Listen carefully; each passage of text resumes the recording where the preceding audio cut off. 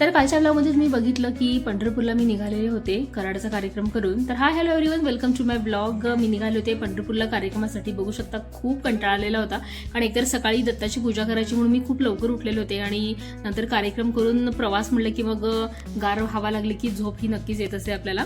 तर असा आमचा हा प्रवास सुरू होता आणि जाताना थोडासा आमचा रस्ता चुकला होता, त्यामुळे जवळपास आम्ही 40 किलोमीटर एक्स्ट्रा प्रवास केला होता.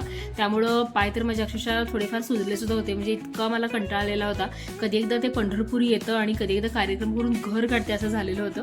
आणि जाताना असं काहीसं शूट मी करत होते, म्हणजे थोडं झोपत होते, थोडं शूट करत होते आणि फायनली आम्ही कार्यक्रमाच्या ठिकाणी पोहोचलेलो होतो. आणि मंडळी, मी फारसं काही शूट केलेलं नाही आहे ह्या खरं तर कार्यक्रमामध्ये, कारण एकतर हॉल खूप मोठा होता आणि इतका आवाज घुमवत होता की म्हणजे साऊंड प्रॉपर आमच्यापर्यंत सुद्धा पोहोचत नव्हता. त्यामुळं खरं तर म्हणजे शूट करावं असं वाटलंच नाही. तिथे गेल्यानंतर मसाला पाव नावाचा एक प्रकार तिथं दिलेला होता, म्हणजे भेळचं सगळं सामान आणि चिरमुऱ्याच्या ऐवजी फक्त ते पावावरती ते मिक्सर घालून ते देत होते.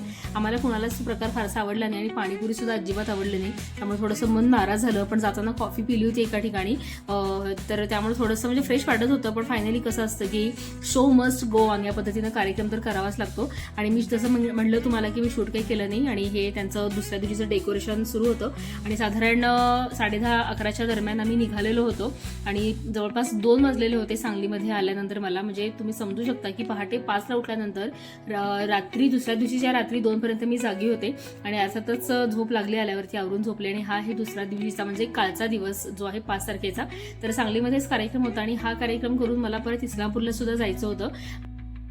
मुहूर्त जो होता लग्नाचा त्याच्यापेक्षा 1 तास उशिरा लग्न लागलेलं होतं, त्यामुळे आता पुढे सगळ्याच गोष्टींना उशीर होणार असं थोडंसं मला वाटत होतं. पण इथला कार्यक्रम करून मी निघाले, घरी गेले आणि एक 15 ते 20 मिनिटं फक्त रेस्ट घेतली असेल, तोपर्यंत गाडी न्यायला आलेली होती.